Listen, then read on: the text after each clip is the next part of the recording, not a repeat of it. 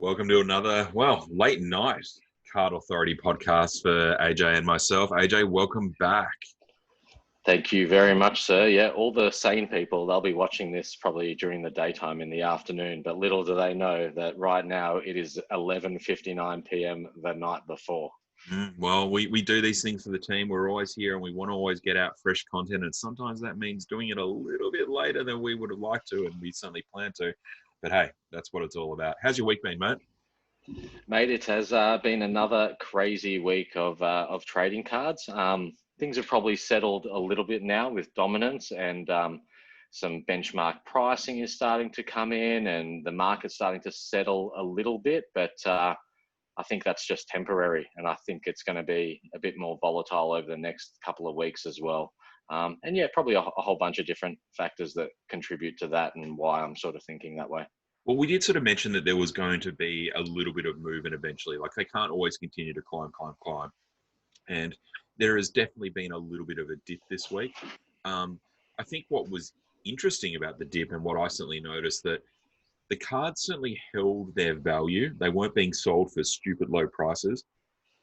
That perhaps there just wasn't as many sales happening on eBay. Is that a fair assumption? Is that how you saw the market? Yeah, so we've talked about a couple of episodes ago about market depth. And when I say market depth, I'm talking about what's actually available on the secondary market from the buyer's side and the seller's side. And people that would be familiar with buying or selling shares or trading shares or anything, equities or whatnot, would be quite familiar with the depth. And the depth is often a really good way to judge what's going on in the market and where the true value of something sits. So, in a lot of instances, someone will say, well, the value of a card is based on what it last sold for. But that's actually not correct. It's certainly a factor, but the value of a card is ultimately based on what someone is prepared to pay now. Yep. And what really determines how much someone's prepared to pay is the availability of that card. Because if there's none available, if there's something, if there's a card that 50 people want, but there's only one available, well, whoever decides to pull the trigger on it, that's how much it costs at that given time. But the very next day, if there's none available, what one guy thinks is a crazy price, so the next person's going to say, well, no, there's none available, so I'd pay even more than what that guy did. But all of a sudden, if the circumstances turn the other direction and 20 of those cards are available on that next day, well, people wouldn't want to pay as much as what that person did. So the market depth becomes really critical. And with regards to this release, I think we saw, based on the product distribution and how it was being purchased and everything initially, that we would expect to see a much lower level of supply on the secondary market than we saw with Prestige. Prestige, it was all sold very quickly. It was all busted open very furiously by people. And then it was all unloaded straight onto the marketplace. So yeah, certainly not as much. My numbers were indicating, I haven't really looked at them again in the last couple of days, but we were at a point just after release where only about 22% of the listing volume for what we saw with Prestige was there for dominance. So yeah, only about a quarter of the amount of cards. Do you think it was a little bit of not perfect storm this week, but I think a lot of the collectors that were either master set collecting or was chasing certain things probably pulled the trigger a little bit quicker this release. And then sort of 2 weeks on, you found that there wasn't the same demand for those cards because a lot of them already had them. And also the perfect storm that people had spent a lot of money over a couple of weeks. They weren't able to buy boxes, so they went out and bought cards and bought sets. Everything works on a pay cycle or a cyclical value. And if people don't, spend all their money for a week and are living week to week, which a lot of us are, you've got to wait again for the next pay cycle or the next flow of money in, which means they might not be buying cards until a Thursday or Friday once a pay packet comes in. Is that a fair that's sort of how I saw it perhaps this week? Do you think that's a fair assumption of what happened? Yeah. So, to answer both of those, it's, I suppose, a two-pronged question there or statement really, is traditionally cards come out, they start high, then they drop really quickly. And a lot of the set collectors, master set collectors, team set collectors, player collectors, whatever it may be, would never be in a rush to attain a card because the cards would normally come out over time and over a prolonged period of time, and there would be plenty of opportunity to get what you want, and there wasn't as much competition in the marketplace. Now, what's happened here is you've got a couple of things going on. One, we've got a huge new entry of participants that's not only taken place over the last 6 months, but even over the last 3 or 4 weeks, you've got a whole new wave of people that have come into it. Then you add on to that the fact that Prestige sold so quickly and so much volume was unleashed onto the secondary market that it changed the mindset of a lot of collectors, where they knew if they didn't jump immediately because all the stock was unloading so quickly onto the market, if they didn't get the cards they needed for their set, they might actually miss out on them. Now, I think what's happened here is in people's minds, well, the product sold out instantly, so therefore the expectation is that instantly all cards hit the marketplace. So if you want to get your set done, you have to get it done straight away. And the people that would ordinarily would have waited and done it over a longer period of time, instead have gone bang straight from the outset and gone for everything. But I think that people also need to keep in mind that not the same amount of stock has actually been opened here.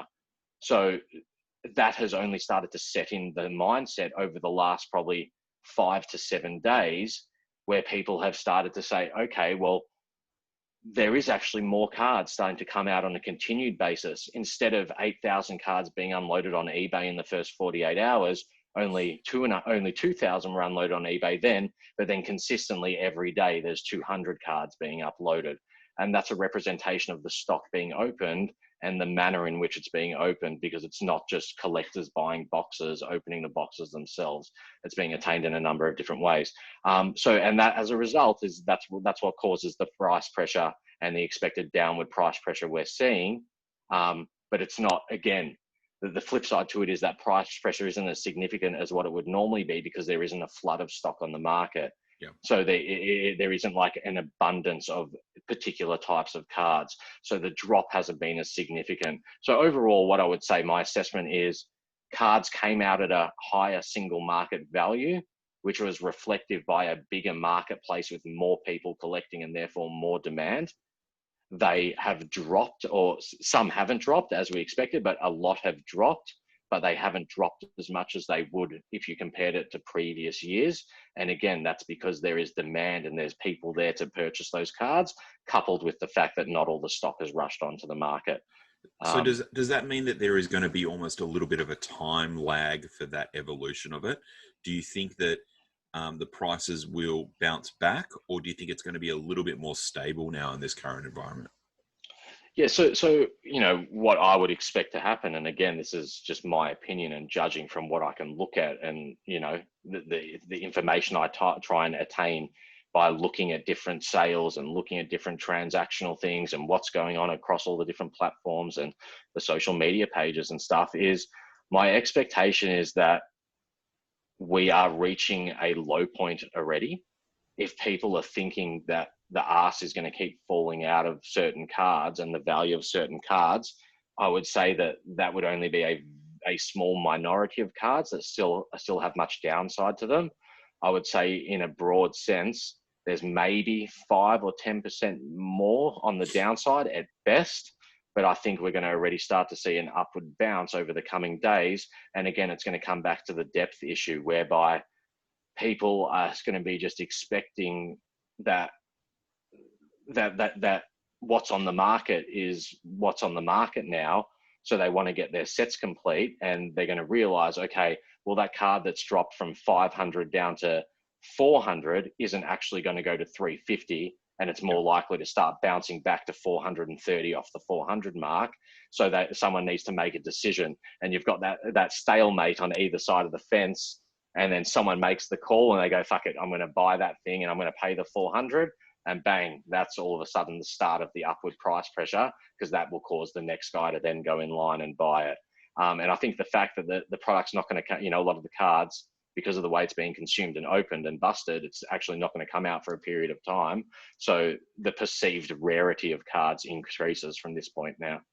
Yeah, okay, that's very valid. And I guess, look, only time will tell, and we'll certainly keep our eyes on the situation and keep analyzing the data for you guys at home to, excuse me, to hopefully see the trends that are going to happen. But yeah, I think it's an interesting time, and I'm very curious to see what happens over the next week or so. But yeah, Absolutely. it's gonna be interesting. What you said about the financial side as well, yeah, is absolutely right. Money is cyclical, especially with regards to people who are employed and are getting paid through jobs, but even more so in the period of coronavirus and the COVID-19 Yep, situation, because there's so much stimulus being provided at both a personal welfare level, but also at a business level to ensure that people are getting paid. JobKeeper, Job Seeker, all yep, that other sort of stuff. It's really it's magnifying the reality within the marketplace and how people are spending, connected to pay cycle more than ever before. So it becomes a situation where, yeah, there's certain times of the month at the moment or certain days of the week where you see buying really slow down, intent to sell really increase, causes downwards price pressure only for a few days. Then all of a sudden the money flows back in that people are getting. They then want to spend that money, and the price pressure goes the other way. So there's so many different forces going on here, especially at the beginning of a new release, and an unprecedented time at the moment with everything that's going on, both in the hobby and external to the hobby. So yeah. yeah, And one thing I certainly noticed, and we talked about this during the week, was that pretty much anyone that put up a break in the first sort of 7 to 10 days of Domino's being released, snap filled. Like, I mean, snapped. Like, within sort of, under a couple of minutes, everything was filling. Didn't really matter the price point. Didn't really matter the combo of the boxes. It just filled. Whereas we yeah. talked about this on Saturday and Sunday, there were some breaks that were taking 20 minutes, half an hour to fill, which we hadn't seen for like 10 days. Yeah, absolutely. So, you and I both are probably going in quite a few breaks at the moment. Probably you more so than me. You definitely take the flag for that one. But also, as a lot of people would know, I'm involved in RGV, the randomly generated victories thing, which it's a transactional platform associated with AFL cards, and exactly the same thing. We see the same from our measurements as what the breaks were seeing, and we're looking at what's going on with the breaks as well. And the market gets to a point where it becomes fatigued. People have spent so much money in such a short period of time and so much excitement that they're both financially worn out, but also physically worn out. Yeah, that's true. That's the thing. Like, they're physically worn out. That first few days, there was people up till 4 or 5 in the morning every night trying to get into late night breaks being listed at midnight and beyond. That might have been us. Now, yeah, we were definitely a party to that. But it's a little bit, people are a bit exhausted. But I don't know. I've been saying, like, I thought that the whole hobby and the market sort of hit a real flat point around Sunday, Yep. and it's been flat. It was really flat Monday, Tuesday, started to recover a little bit Wednesday, and then today I'm starting to feel like more buying's going on. More people are Yeah, buying great. cards now. Yep. More breaks are filling. There's just more going on, and I'm feeling like we're moving into towards the end of the week. It's just been right now. Well, it's actually after midnight now, so it's officially Friday for you and I. And as we move over the next few days, I think we'll see things start to probably ramp up again. Whether it slows again Monday, Tuesday, I don't know. I think we could see a big ramp up now for the next couple of weeks. We'll see what happens though. All right, nice one. Well, look, as I said, we'll certainly keep an eye on what's going on, and keep reporting back to you guys about the data that we come across. So, look, it's obviously been a big week. We had a special guest on last week, Grayson from Cherry, and look, we need to thank Grayson again for making some time for us. But certainly, the feedback that I've received personally and the interactions we've had on our social platforms have been brilliant. How's the feedback been for you? It was a really great chat that we had with him. Yeah, my feedback's been super strong from everyone I've spoken to. I thought Grayson was great having him on, and I thought he was really open and transparent with us. And I feel like you especially sort of asked a few things and said a few things that it could have been really easily deflected, I should say. And rather than being deflected, I think he really went into specific answers with them. To be honest, I would have actually loved to have gone even longer in that segment. And I think there's probably a lot to pick up with him. And I'm sure we'll have him hopefully be able to get him back on again and I know he seemed to have a good time, and Cherry's really enjoyed that conversation with us. But I thought it was a really great opportunity for us to have a chat with a guy that so many people talk about, and a business that so many people talk about, and people make so many assumptions about, and people have so many thoughts about. And I thought the ability to showcase the human side of that, and have that human side of it actually be able to talk to the people and talk to the listeners, and be able to give them the insights and the answers of his way of thinking, and why Cherry does certain things the way they do it, and how that then impacts everyone else. I thought that was an amazing opportunity. And yeah, I thought, yeah, as I said, he could have just as easily deflected everything, and I thought he really answered it. And I think if we had more time, we probably could have gone more in depth as well. So I completely agree. I think we could have talked for 2 or 3 hours, but obviously we've got to be conscious of our listeners and people doing other things, Yeah. and we couldn't put out a 2-hour show. But yeah, I completely agree with everything you're saying, and yeah, hopefully we can get him back on board later on in the year, perhaps to have a little bit more of a chat. So yeah, thank you, Grayson and Cherry, obviously, for making some time for us. All right, well, look, let's have a little bit of fun, but also have a little bit of seriousness. I'm creating a new segment for us, AJ, and it's called Cardboard School. And what we're going to do at Cardboard School is talk about some things that 99% of you guys out there probably know. You may be doing it all right. You may be doing some wrong. You might be scared to ask a question about it. But we're going to see if we can, I guess from me, who's probably not as experienced, or definitely not as experienced as you, but it's come into the hobby and you want to do things right, we're going to see if we can just give a few guidelines. And today, our first part of Cardboard School is going to be talking about packing and sending cards. Now, as people know, and we talked about this a couple of weeks ago, I've been a bit partial to be buying the odd logo. And, you know, I've certainly had some logos arrive this week. Some have been packed beautifully and some not so beautifully.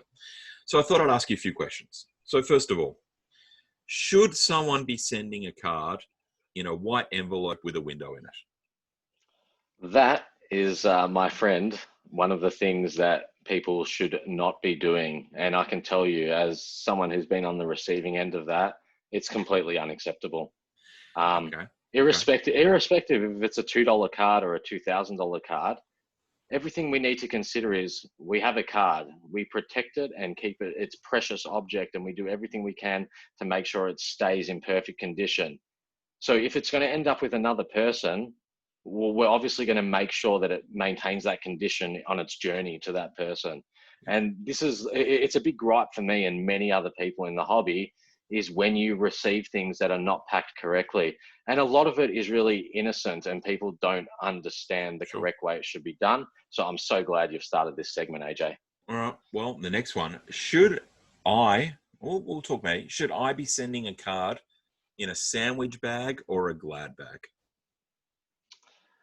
Putting a card singly into a sandwich bag or a glad bag is not acceptable, because you're not sending a sandwich to someone. Okay. We're not passing a sandwich. We're passing a piece of cardboard, or pieces of cardboard that are susceptible to many types of damage. If the card was appropriately packed and reinforced with other things, and then wrapped in glad wrap or put in a sandwich bag or whatever, different story altogether. But again, as someone who's been the recipient of literally a loose card in a sandwich bag in a paper DL windowed envelope, it's unacceptable. Okay. It is unacceptable. Well, I like that you mentioned cardboard. All right. So, AJ, is it acceptable for me to sticky tape a card to a bit of cardboard on its own? Well, Andrew, AJ, my friend, I'm sorry. As you know, we both have young children, and the children make a drawing and then they put sticky tape on their drawing or on their piece of paper or their cardboard, or they put a sticker on it, perhaps. And then they go to take it off. And what happens? It damages the thing that they have worked so hard on. Mm. So in this instance, trading cards are all about the condition, and the surface is really critical.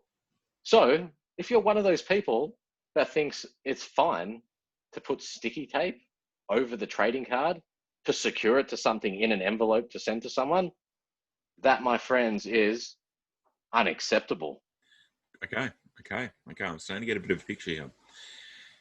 AJ, is it acceptable that I've gone to the effort to find a top loader, and a top loader is a hard plastic container, which I'm sure everyone knows what they are. Is it acceptable for me to put a card straight in a top loader without it being in a sleeve? Well, AJ, I would like to tell you, my friend, that most people, if they're just getting into cards, they'd assume, well, I've got a top loader and this is the best protection possible. So I can just take my card and stick my card straight into the top loader. Well, I am here to tell you, my friends, as someone who learnt the hard way himself when he first started in the hobby, that is not the way to do it. Okay. Because of the hard plastic, the card is susceptible to being scratched, and especially as it moves around inside the top loader. So the thing that needs to be done is a penny slip. The card needs to go into a sleeve, a plastic sleeve, what's otherwise known as a penny slip or a penny sleeve. And then from that sleeve, it goes into the top loader. Some people are really particular, like myself, where I have also cards in folders. I always put my cards into sleeves and then into the pocket in the folder. So it's got that double layer of protection, just because the pockets are a bit harder in terms of the material and the plastic. So I would say, aside from the fact that Select puts the case cards straight into top loaders and not into penny sleeves in their cases, aside from that, it's really it's not acceptable, mate. It's unacceptable. Okay. Is it acceptable if you've got your card in a sleeve and in a top loader that you just put that top loader in a padded mailer? Well, this is something that does actually happen a lot, and it really gets to me because it's quite frustrating, because by the time the card gets to you, the top half of it's sticking out of the top loader because of all the movement that it's had. So there are many ways to get around this. Something as simple as putting some tape on the top will stop the card from coming out. Using some cardboard, or using some common cards, some base cards or some old cards that you don't need on each side of the outside of the top loader to reinforce it and strengthen it so it can't bend and can't be damaged. The reality is, if it's inside a padded mailer that's larger than the size of the actual cards, which it's always going to be, then it's going to move in transit. So it's the responsibility of the sender to really reinforce that internal packaging of the card to make sure that it can move in transit and will be all right. The real proper way to do it is, your card into a penny sleeve, into a top loader, and then into what's called a team bag, which are effectively small plastic bags designed for cards. And they have team bags, one-touch bags, graded sleeve bags, and they're all different sizes. And then again, reinforcing those internally, whether that's with cardboard or some base cards or however, I've been using an icy pole stick the last week. Anyone that's been getting mail from me for the last 7 days is getting top loaders reinforced with icy pole sticks. These icy pole sticks, these things here. And I'd love to demonstrate for you at some point, actually.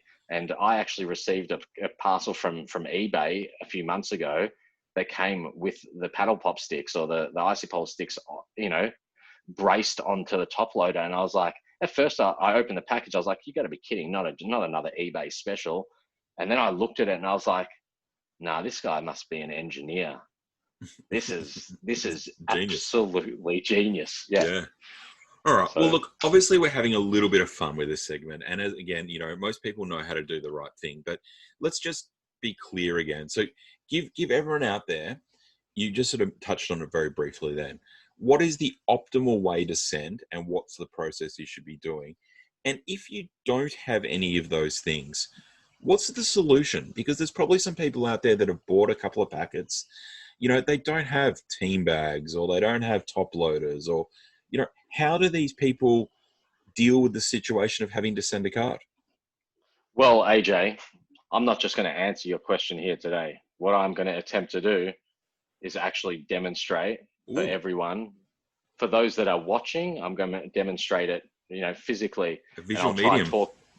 Visual medium. And either I'm going to talk my way through it, or you are going to talk Props. our viewers through it as I do it.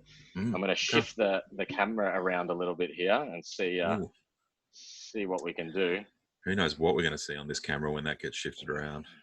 That is true. This is what the Card Authority podcast has been lacking. Props. Oh yeah, this is going to nice. angle correctly. Yeah, this is perfect. All right. So you've Alrighty, got said card.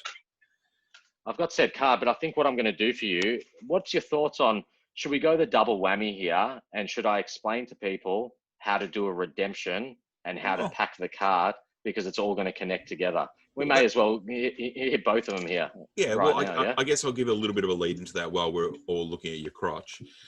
Basically, in this current season of dominance, there's been heaps of redemptions. There's the captain signature. In previous releases, you've got premiership redemptions, Guernsey redemptions, all that kind of stuff. So a lot of questions we get asked here at Card Authority is, how do you actually go about redeeming a card? And I guess the first part of that is actually how to package it properly to send it into Select. And I guess we're going to see a live demonstration here. So we're going to do a live demo. All right, do it. Let's go. Here we go. All right. So I'm going to start off here with a redemption card that I actually have in my collection that needs to be redeemed. Okay. And what this is it's a Future Force honor roll card, basically. Sure. And as you can see, it's got down the bottom here a little hole punch. So the process with this card is you hit it in a packet and then you send it in as per the instructions on the back, and you send it into Select, and they then return this card hole punched plus the redemption that comes with it. Now, depending on the type of card, it could be a signature, it could be a patch, it could be just a card. This one returns a card which has a bunch of players on it, basically, which were the top draft picks for St Kilda that season. Okay, but two things is, one, you're still going to have this card in your collection afterwards because you're going to get it back.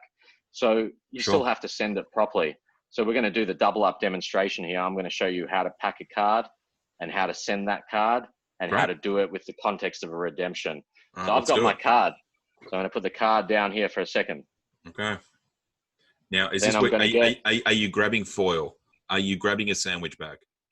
There is no sandwich bag. There is no foil. I'm very fortunate that I have the supplies. But what I'm also going to do is show the viewers how they can actually do it if they don't have the supplies. So I'm going to show the way to do it if you can get the supplies, and the way to do it if you don't have it, because there's always shortages. All right. So in my hand here, I've got a top loader, standard 35-point top loader. Yeah. Yep. Always really critical to make sure, depending on the card you have, that you have the correct size top loader. Cards come in all different sizes. Traditionally, AFL Select cards are 30-point or 35-point stock, unless it's, in the current series, a dominance card, for example, has to go into 55-point hardware and protection. So in this instance, I've got my 35-point top loader here. I have a standard penny sleeve in my hand as well, which is just a thin plastic sleeve. Yep. Yep. Not a sandwich bag. Not a sandwich bag. Okay. I'm going to take my card. I'm going to put my card inside the penny sleeve. Bang. Yep. Inside the sleeve she goes. Nice. There it is. I'm going to take our top loader.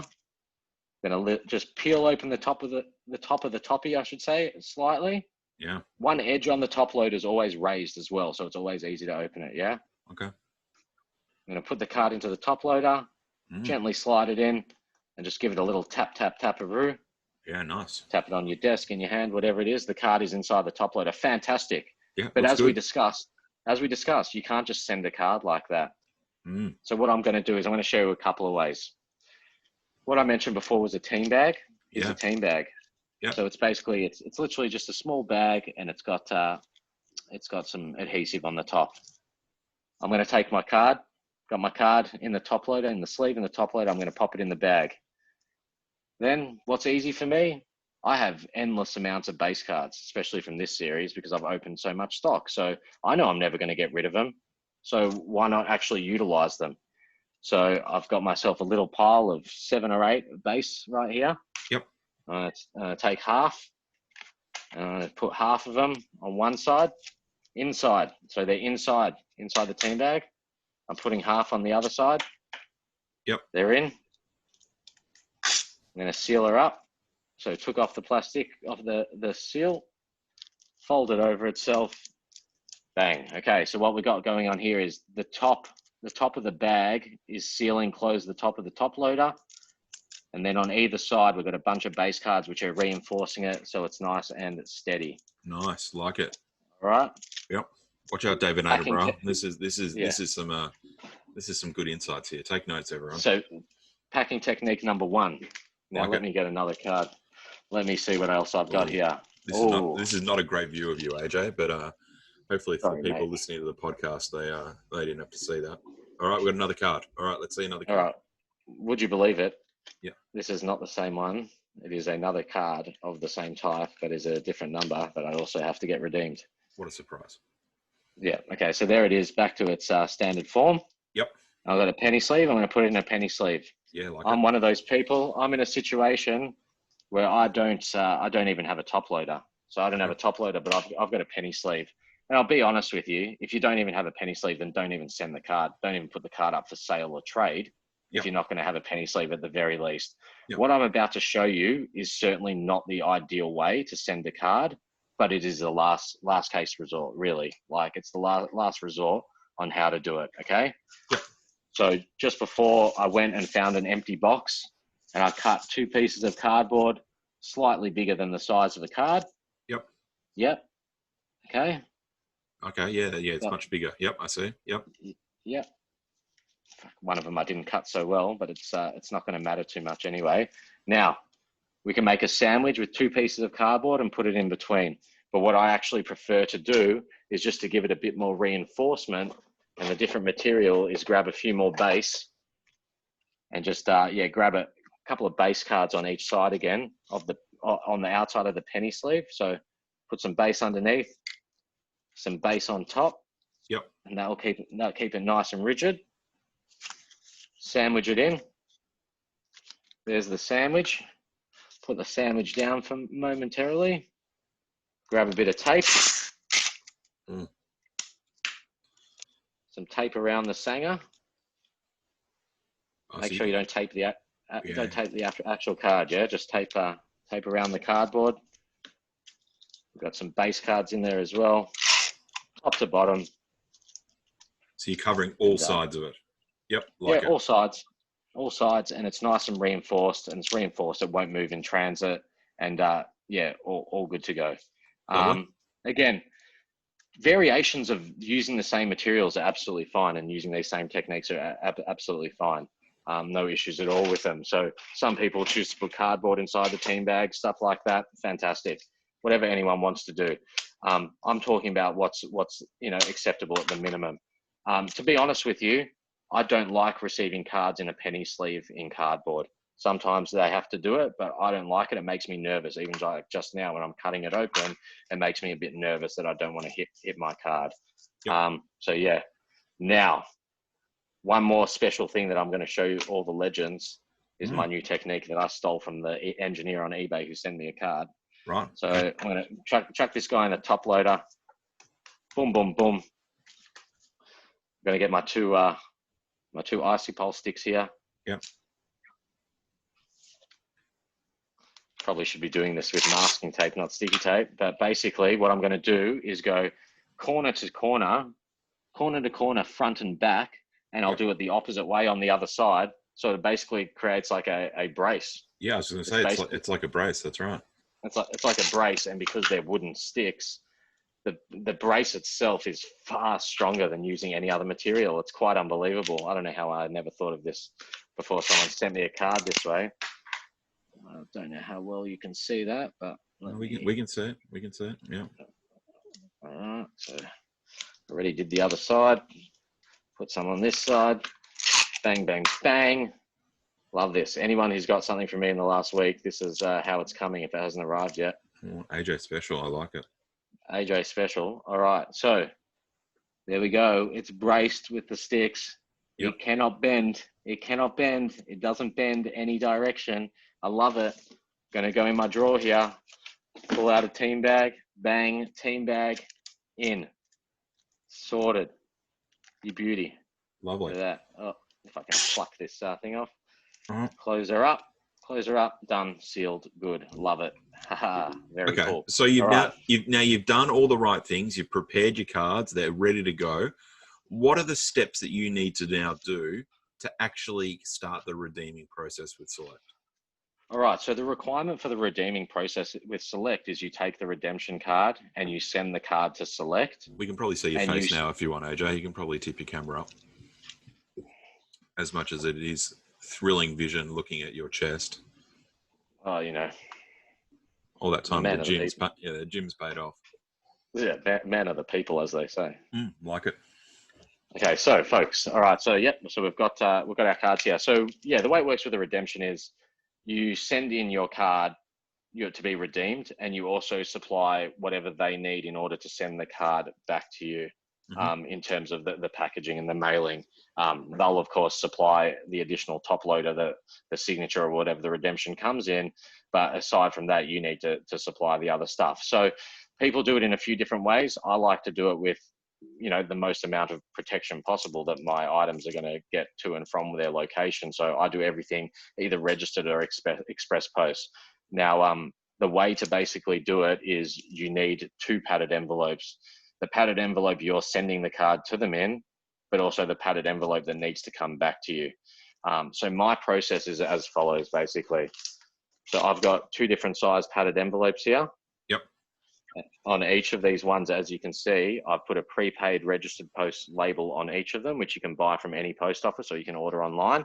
Yep. And then I've also put my own postage stamps on them, which you don't need to do. You could do both of these at the post office. I just do it for convenience. Yeah. Yep. So what's going to happen here is the big guy is going to be the one that I send to Select. The small one is going to have my return address on it, and that's what they're going to send me back. Sure. So inside the big one is going to be the little envelope, but also with the cards. So but not sealed. Not sealed. You can't seal it. So you can either put them. I like to put them in the actual mailer, to like in one mailer into the other, so they've got a bit more protection. Not sealed, of course. Some people just might put them loose. Might put the mailer and the card separately loose in it. So I take one. I put my address and my details on that. I put the tracking number straight into my application. So I've got the tracking number already. I put it in and it just shows up as pending still. Then I put one package inside the other.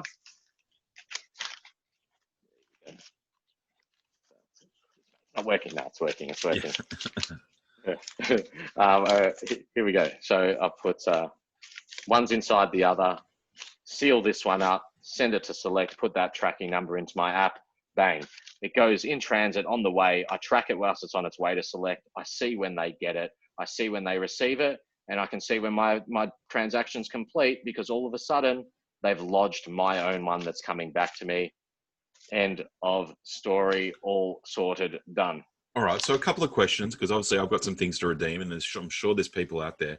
Can you send multiple cards in that are different? So perhaps you send a Captain Sig and a Guernsey Sig redemption and maybe a Premiership redemption. Can you send all 3 of those in one envelope to come back in one envelope?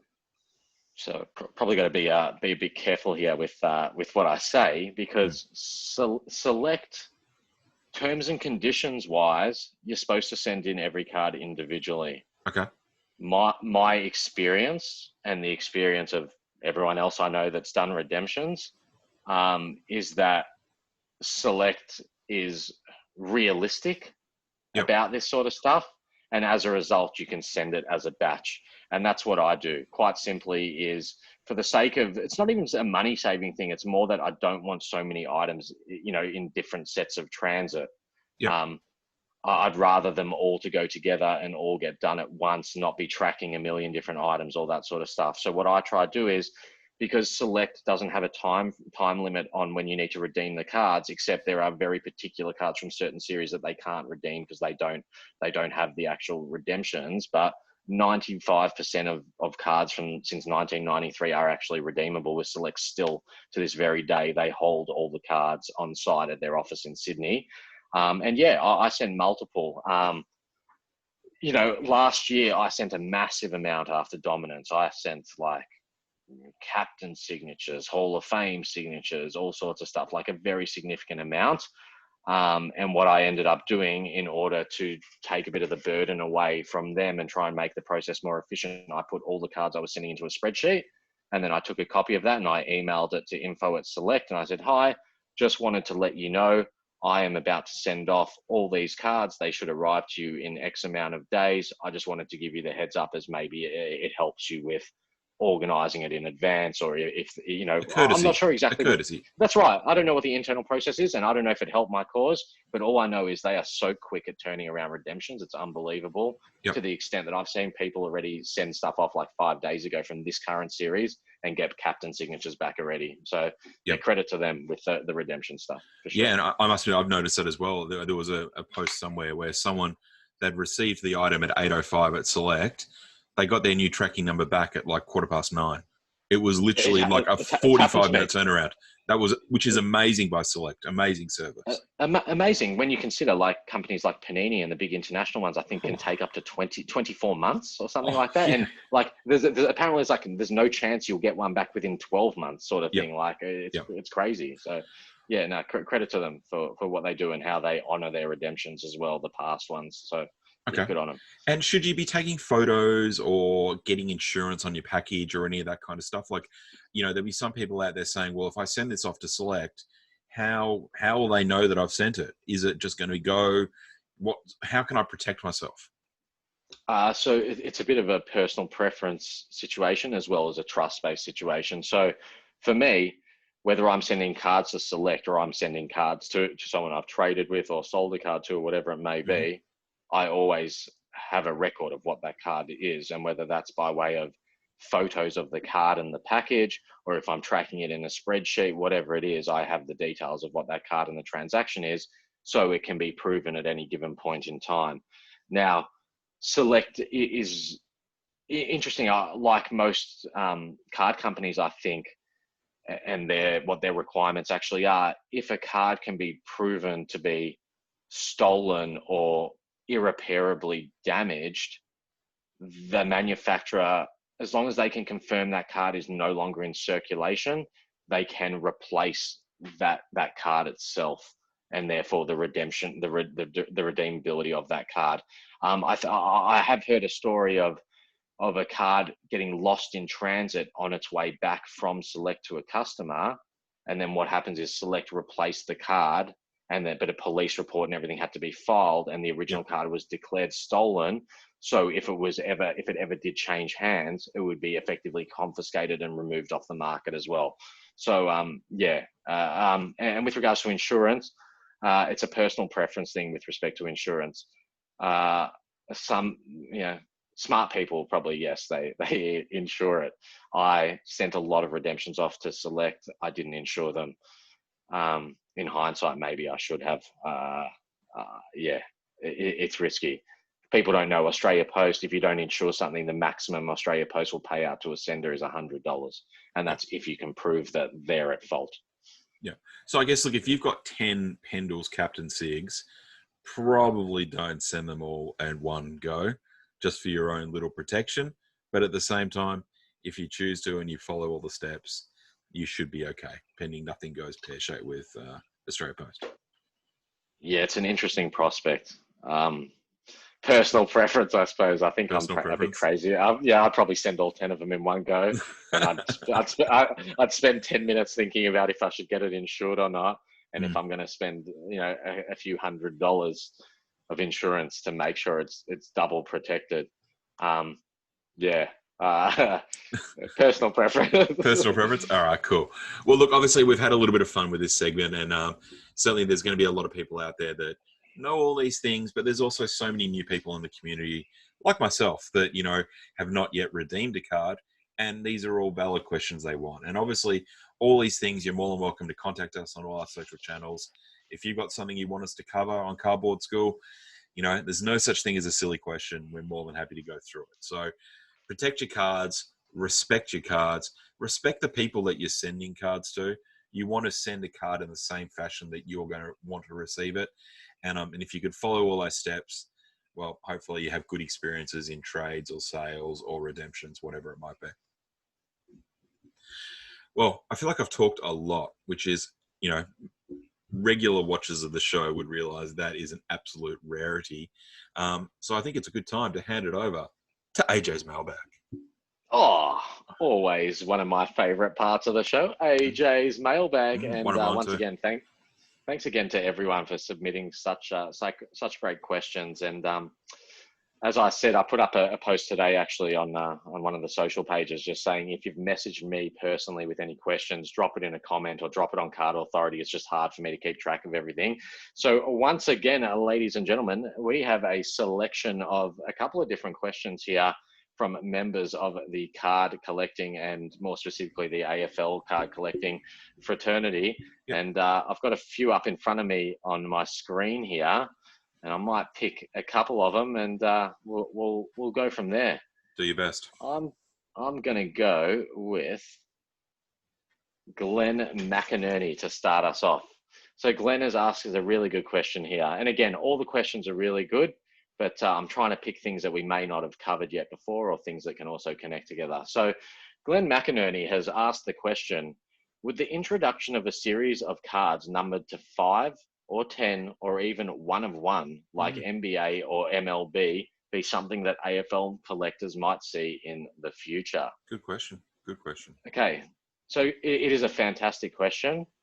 And from my personal opinion and my personal perspective, no, I don't think it's something we're going to see in AFL anytime in the near future, unless the international manufacturers ended up with an AFL license and started to follow that path. But I think AFL card collecting is very unique.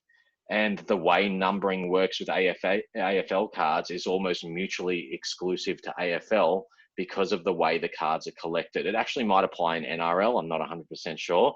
But because the cards are mostly collected on a team collector and a team set basis, if you go, whereas like NBA and NBL and NFL and stuff like that, people target players and rookies and things like that. Whereas in AFL, it's very like team focused. So as a result, people are team collectors. Now, if you create something in such a low quantity that the base of collectors write it off as being unattainable from the outset, well, they'll probably choose just not to collect either at all or collect that series or that subset or whatever it actually is.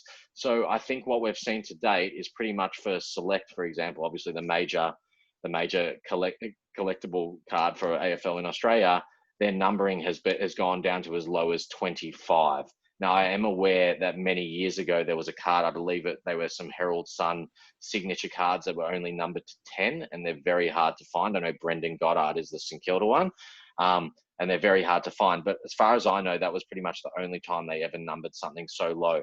I think they figured out, basically by market analysis or experience, so to speak, that 25 is probably as low as you can go before you start alienating the entire team collector bases, where, you know, there's more than 25 collectors. There's more than 25 people that want a card numbered to 25. But not all of those people would be able to attain it based on its value or anything anyway. And it also then, you know, you need the demand to outstrip the supply in order to make the card, you know, give it value basically. But I think if you go below 25, you could maybe go to 20, but anything lower than that, people start looking at it en masse and just start going, well, what's the point? If I can't get the card, what is the point? And, you know, similarly, there's people saying at the moment, because of the price increase in cards over the last 12 months, and especially over the last 6 months, but also the amount of high-end cards for high-end players that are coming out, people are feeling very financially exhausted by it.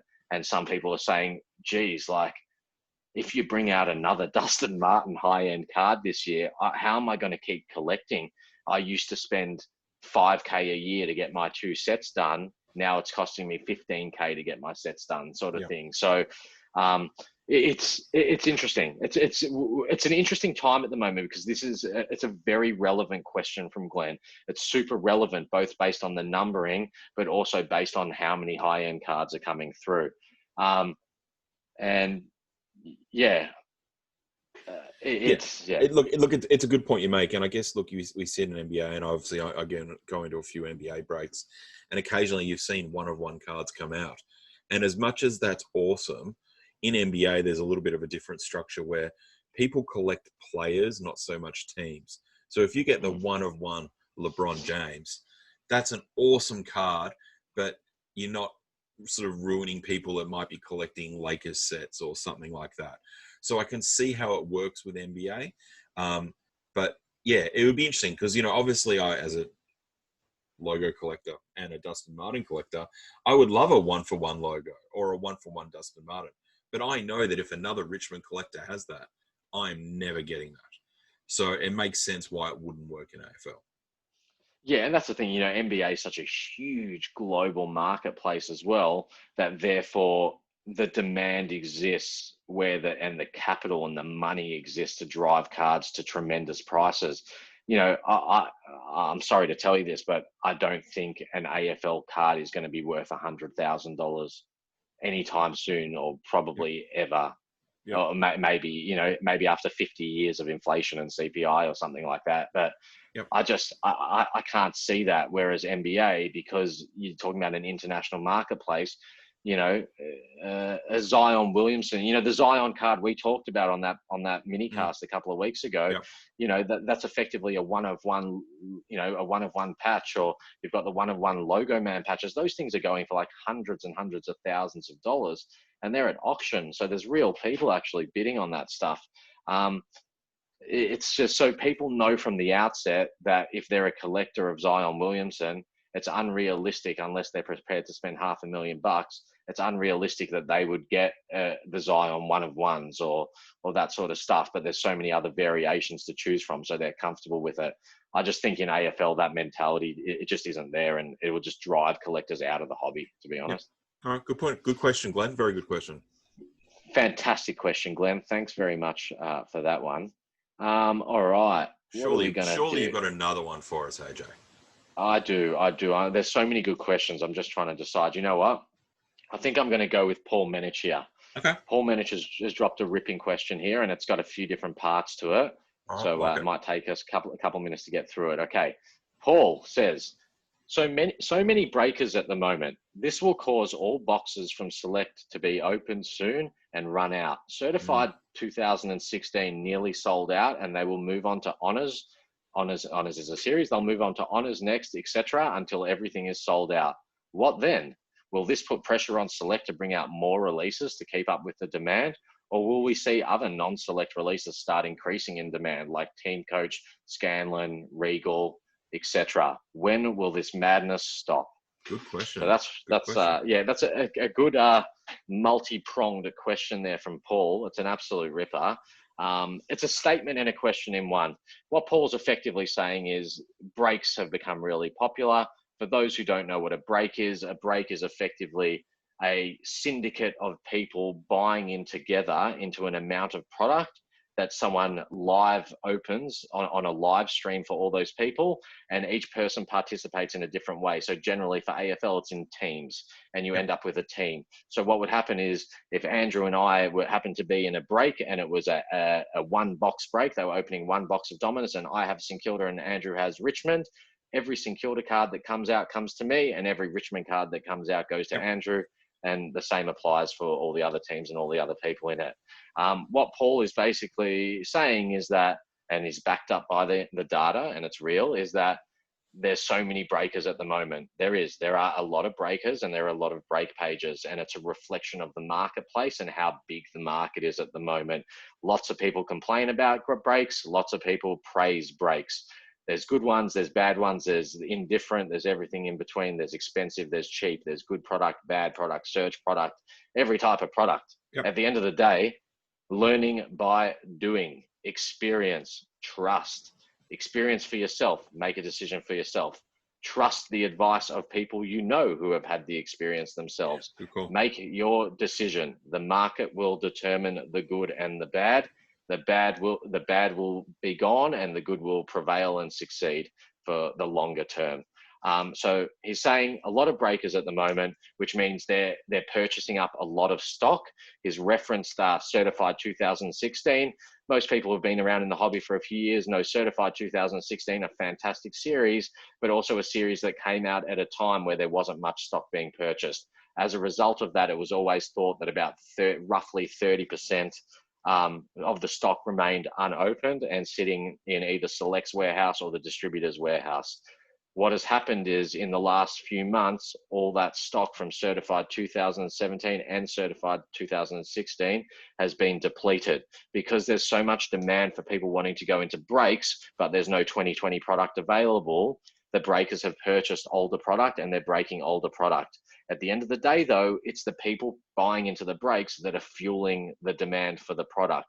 And what we're seeing now with, for the first time, increased sealed product prices across the board is it's not the breakers that are causing it. The breakers are just a service or a facility that's providing something that the consumer wants. So if the collector, the speculator, the investor, the flipper, the whatever, I call them participants. Everyone that's in the hobby is participating in some way, shape, or form. If people want to pay to go in breaks, well, the breakers need to buy stock. If people don't want to go in breaks, then there's no need for the breakers to buy the stock. What's going on right now is a direct result of the person next to you, not the person in front of you that's trying to run the break. It's the person next to you who's trying to get cards. The one in front of you trying to run the break is providing a service. As I said, good or bad, that's not the point. They're running a service. Yeah. So does that mean then that sorry, that wasn't a sign to hurry you up. You're making a very good point. But does that mean then effectively, as Paul mentioned, that slowly we'll just move back into old series where there's stock available? Like, does there become a tipping point where, like, nah, people don't want to buy into cards that are from 2014 or 2010 or whatever it might be? Surely there has to be a limit, doesn't there? Yeah. So, well, my opinion is that at the end of the day, with everything that we do with respect to cards, there has to be a value proposition associated with it. It has to stack up. If you're going to go pay recommended retail or you're going to pay double retail for something, well, you have to have a rationale for that. And the logical, rational thinking is, well, I'd be prepared to pay more than the ticket price for something because the value of what's inside it is worth more than the money that I'm paying. So I'm either going to get nothing or nothing to very little or something of really good value is basically how it's got to work. So, yeah, it all depends on what the stock is. So at the moment, you know, we've seen a huge buy up of old Series 2 product, which is the hobby product that's released each year. This year, we're talking about Dominance as opposed to Footy Stars. Last year, Dominance as opposed to Footy Stars. 2018, Select Legacy as opposed to it was either Footy Stars or Champions or whatever it was that year for Series 1.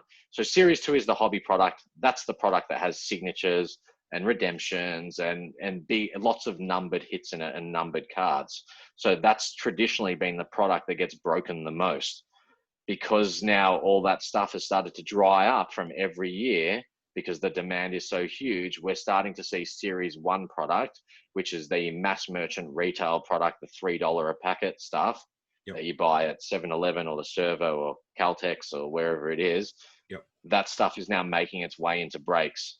But it's going to hit a point. It will hit a point where the cost of facilitating the break outweighs what can come out of those boxes, and people will begin, and that will be the slowdown.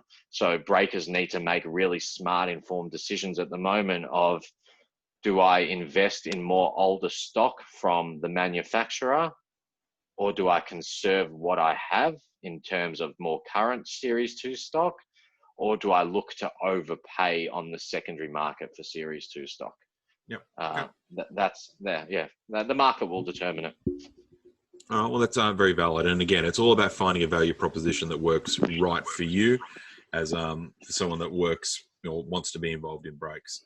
All right. Well, I think that was another excellent edition of AJ's Mailbag. So obviously, if you've got any questions, please send them through the Card Authority Facebook or Twitter or through the website or any of that stuff. And we will certainly add them to the list for AJ to tackle next week. But I think we're about to hit time for my favorite segment, and the segment that everyone loves out there, unicorn hunting. And, well, let's just say I've been up and about in the Card Authority offices this week, even though we've been in isolation and we don't actually have an office. But I've been up and about with excitement because we posed a unicorn last week, which was a Luke Hodge influential card from Certified 17. Now, the gentleman that was looking for this, Luke, he he reached out to me and he said, look, love the show. I saw what you did for Lachlan. There is a card that I don't even believe exists. And I think I even forwarded you the messages, AJ, and we talked about this a little bit, I think, in another podcast. And you said, yep. You said, yep, it exists. It's around. And I'm like, cool. Have you seen one? And you said, nope. And I'm like, bullshit. Doesn't exist. We're not going to be able to get it. So Luke, again, the guy that was after it, was like, nah, you're never going to do it. You're never going to do it. Well, the power of Card Authority, the power of this community, the power of the unicorn hunters out there, we bloody did it. We did it, AJ. We got one. Is this 2 weeks in a row, mate? 2 weeks in a row. Yep. It's just, it's actually pretty mind-blowing. It is mind-blowing. We're talking about people who have literally been searching for cards for years. Yep. And cannot find them anywhere. And somehow, Card Authority, it's reaching new corners that we didn't know existed at the moment. And what an amazing thing. What an amazing thing for these guys. Yeah, and look, this is a little bit of a special situation because I was actually heavily involved in this hunt. Obviously we get told about a lot of them and we get to share the experience, but, I'll paint the picture. So obviously we put the call out, we put the episode up. To say that there was some uproar 24 hours after it, all these guys coming out of the woodwork, everyone wants this card. This is hot property. So, everyone's like, well, I want one too. Go and find 10 of these. We want one. And of course, we got lots of emails. I know you got lots of messages about it. Anyway, late one night, I was off doing some work and a screenshot appeared. And the Luke Hodge Influential had just been pulled in a break. And I'm like, right, I've got to grab the harpoon. I've got to go and try to land this while I can. So I jumped onto Messenger. I messaged the person that just pulled it. I messaged the person that was running the break, desperately trying to do the deal. And look, it was a lovely lady, Jill. I won't give any more details than that. And I started talking to her and I found out that what she wanted was a Patrick Cripps Influential in exchange. Now, people that have been around for a while will know that that is almost equally as difficult to land as well. So I quickly reached out to all sorts of people, seeing if they could get one. And wouldn't you know it, I found one on eBay. So I quickly jumped on eBay, bought it off eBay, went back to the lady and said, look, I have got your unicorn for you. Let's do a unicorn trade. So there was a whole heap of backwards and forwards. And obviously there's always, trust issues when you're sending cards backwards and forwards, but all parties involved got it worked out. One card was express posted from one side of Australia. Another card was express posted from the other side. All the moons aligned. And today, Luke, who was looking for this card, finally got it in his hand. It was amazing. It was an amazing experience to be right in the middle of it. And again, I don't take any credit. I was just a conduit. It's the power of the Card Authority community that did it. But yeah, I want to say thank you to all parties involved. Jill was amazing. Luke was amazing. Anthony was amazing. The trust that, everyone put into everybody was fantastic. So thank you for everyone. And yeah, another successful hunt. It's unbelievable, AJ. Yeah. Congrats to all involved. And as you said, it's not just Luke, our viewer, listener, member who's got his unicorn, but it took a unicorn to get the unicorn. So yep. We've got 2 unicorns riding off into the sunset together. Yep, and it's great. So amazing stuff. Congratulations, to Luke and to all involved, and well done, guys, and well done. To credit to you, AJ, pulling that all off in a single night as well. Very nicely done, sir. Yeah, no, it was nice. I'm a team player, and it's always good to get cards into the hands of the people that want them most. So, look, as you said, 2 weeks in a row. You said to me today in our production meeting, you're like, well, shit, mate, what are you going to do now? You basically clock the game. You can get any card anybody wants, and you challenged me. You challenged me to this latest hunt that we're going on. And you said, "Yep, hang on. One card, that's too easy for you. I want you to go on a double hunt." And I'm like, what? A double hunt? And then you sent through the email of what was required. Let me get the details up because we want everyone to listen carefully. Let's see if we can prove AJ wrong again. And let's see if I can get this double hunt. What we're looking for is a Nathan Buckley captain signature from Authentic 2001 series. So it's about 20 years old. As well, from the same series, a Wayne Campbell captain signature. So these cards, there was only 50 of them made. They were randomly inserted into 12,000 odd boxes. I think they're about one in every 480 packs or something like that. So there's not a lot of them around. These things just have not been seen. So we've got two hunters that are looking for two different cards from the same series. And look, these aren't cheap. How much do you think these are probably worth, Jenks, on the open market? It's hard to say because they never really change hands. They're certainly worth a lot of money. And when it comes to captain signatures, everyone knows captain signatures are very much the pinnacle of subsets in AFL. And these ones sit amongst the rarest and most desirable. So they're definitely expensive cards. But I think one of the reasons why the double hunt is going to happen here is because there's every chance that someone who has one has the other as well. Because these are the types of cards that would be sitting with master set collectors or subset collectors that collect captain signatures. And hopefully there's someone out there that maybe has a spare of each of them, or they've got a double set or whatever it may be, and they're prepared to break it up. But I'm really hoping that we can put the feelers out and we can track down both of these cards. If we can get one, I think that's a big win. But if we can get both of them, we're just taking it up a whole nother notch again. And it'll be credit to you guys of the community. So obviously we'll definitely put the artwork out this week. And, you know, we've had a bit of feedback too about people saying, you know, are you guys only going after expensive cards? That's certainly not the case. You know, we're happy to chase unicorns of all value. You know, there's a little bit of a criteria, which, you know, we can certainly discuss with people as they message it. They've got to be legitimate unicorns. They can't be available on sale and you just don't want to pay the money. That's not what it's all about. These are pricey. And again, as AJ mentioned, they're most likely going to be tucked away in someone's set. The hunters are prepared to pay the money they're worth, which is obviously half the battle. We just need to see if we can track a couple of these down.